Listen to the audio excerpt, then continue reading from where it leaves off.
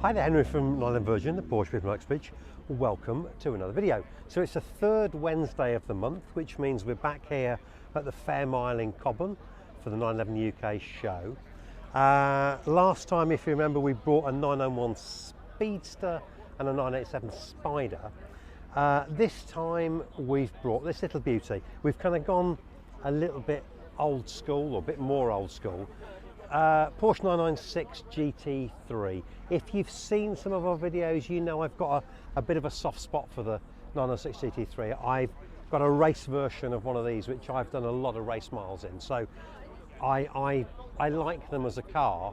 And I have to say, I think these are still a bit of an unsung hero in terms of the kind of Porsche lineup and what they're all about.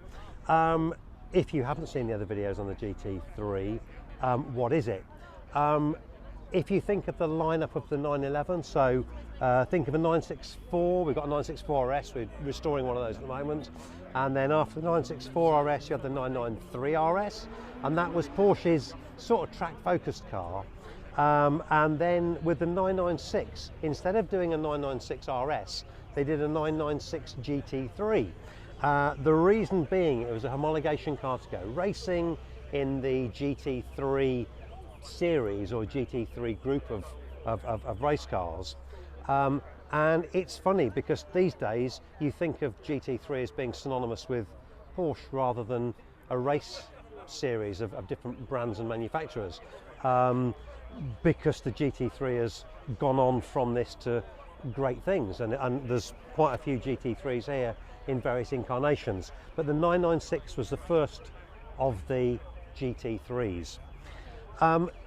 It's a race-based car, so if you compare it to the standard road 996, a very, very different car, very different engine.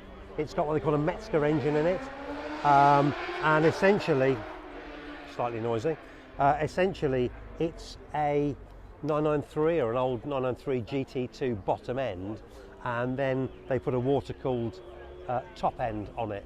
But they used that engine for the 996 GT3 and also the 996 Turbo, and they're a really, really good, strong engine. And so it's one of the elements which makes these a popular car. The 996 GT3 came out originally in 2001 with the Mark 1 version, 360 horsepower. This is a 2003 car, and they upped the power a little bit, I think 381 horsepower, so you got 21 extra horses, and a few other things. You'll obviously notice the headlights. It went from the 01 onwards headlights, but they kind of changed the car in a few ways between the Gen 1 and Gen 2 cars, but a really, really sort of good car. One of the other things they did, brakes. You went to 6-pot calipers instead of 4-pot calipers, so they kind of upped the braking power of it. This particular car is a really, really lovely car. I would say this is in the top 5% of what's out there in terms of GT3s or 996 GT3s. One of the problems is at one stage they were kind of quite cheap. People used to do a lot of track days in them. They did an RS version of the GT3, GT3 RS, which actually isn't here. I've had a walk around and I can't find one anywhere. And they used to be on every single track day you'd go to. There'd be a 996 GT3 RS, but these again were tracked. These are a dry sump engine rather than a wet sump engine, so again they lend themselves well to track work. You don't have oil surge, which you would do on a wet sump engine, so it's one of the reasons why they kept them dry sumped. But for that reason, a lot of them have led very, very hard lives, and they're quite tired cars. But this is, well, when you see it from underneath, it's a shame we can't put it up in the air, because it's beautiful underneath as it is on top, and a really nice car. The actual car itself, it's got a couple of quite nice features. It's got the Nomex bucket seats in it as well, which they really sort of anchor you to the car. They allow you to feel the car. So this is a real analog car. A lot of the cars at the show, more modern cars, and the car's doing quite a lot of the work and the driving for you. Something like this is still a kind of real old school analog car. You're doing the driving. You know, we drove over here, and it just feels there's kind of not much between you and the road. It sits quite flat on the road, and you know, you feel every kind of bump and sort of pothole in the road. So on the racetrack, it's a smoother surface and it's easier. But this is a road car, but with a track bias to it. So yeah, it's got the dynamic seats. It's also got air conditioning in it. That was I think I'm right in saying, a no-cost option when these were new, and kind of quite nice to have, because whilst yes, theoretically there's a bit of extra weight in it, it's really nice either driving around, you know, on a summer's day like today to have aircon. And if you're going to do a track day, it's easy to get overheated in the car and you kind of lose your concentration. So particularly for a sort of gentleman driver, if you will, who does a few track days, I think you can whack the aircon on, and yes, it saps a little bit of power, but it does mean that you kind of keep your concentration, and it's quite nice to have. So yeah, but we've kind of brought this along, given it a run out, and yeah, nice example. Had a nice drive over here. We'll have a little walk around the show, as we always do at the Fairmile, and we'll see what else there is, and yeah, see what grabs my fancy. So I said that the GT3 could have been a 996 RS. This was the predecessor to the 996 GT3. So a 993 RS, you have the 964 RS, 993 RS, and this is the 993 RS. Very, very sort of sought after car, but I think it highlights how good value that 996 GT3 is. This particular car, one of these, is going to cost you, I'm going to say 250 to 300,000 pounds, that order of magnitude, and probably 300, you know, for a really nice one. But the 996 GT3 we've got, that's up for 75,000 pounds. So it's really interesting to see. That's why I think that the 996 GT3 is a bit of a sort of sleeper car. I think it's an undervalued car, you know, when you compare it to its peer group in terms of, you know, what led up to it.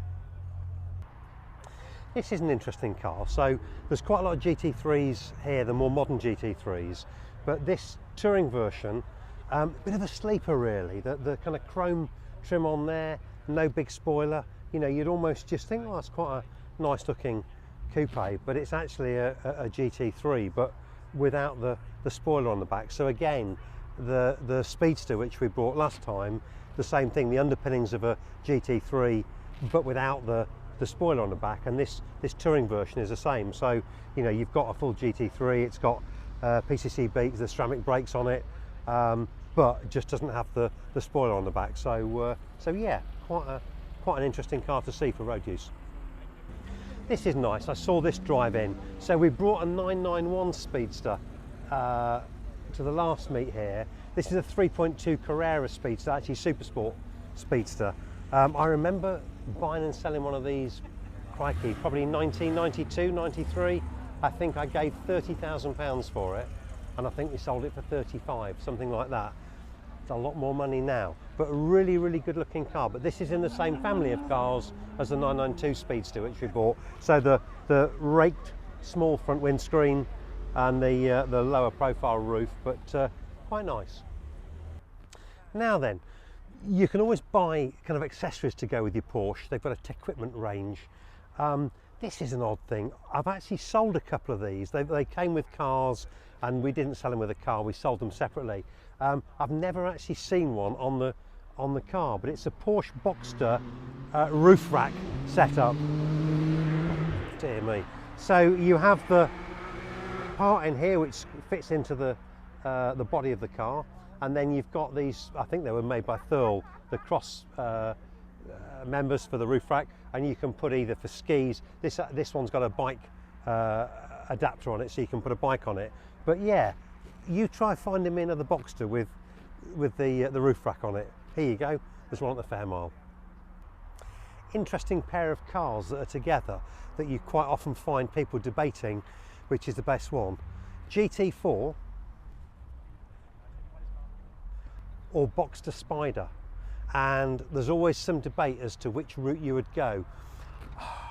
I probably would be GT4, but other people at 911 Virgin would go Spider. My brother Tom has a real soft spot for the Spiders.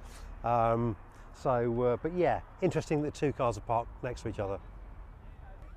I always think that in cabriolet format, it really emphasises the kind of wide stance of the back end of a 911.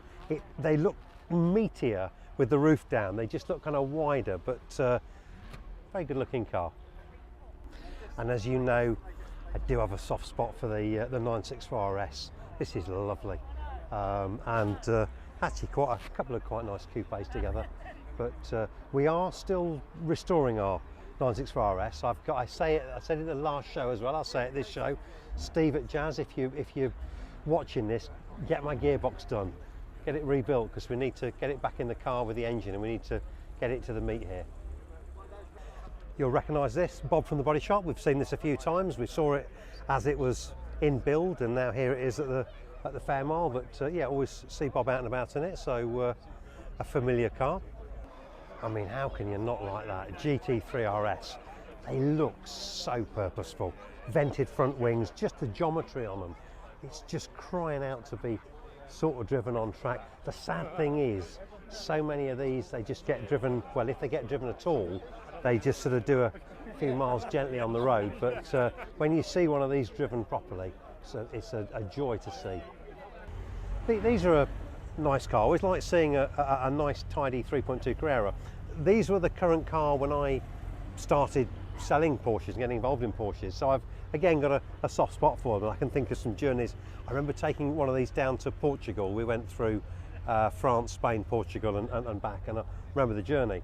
But an interesting car. It's a classic car, so you know, built very much on the platform of the 1960s cars, but with, you know, some modernisation, the fuel injection system and so on and so forth. A lot of them now fairly tired cars, but when you see a nice up together one, nice tidy interior, you know, they're always a nice car. If you're someone who wants a kind of bit of a weekend car, they want a classic Porsche, but that's still fairly usable, a good 3.2 Carrera is yeah, nice car. I like these. This is a nice car. The 997, Porsche 997, is still a really good workhorse in terms of, you know, a car you can use if you want to on a daily basis, or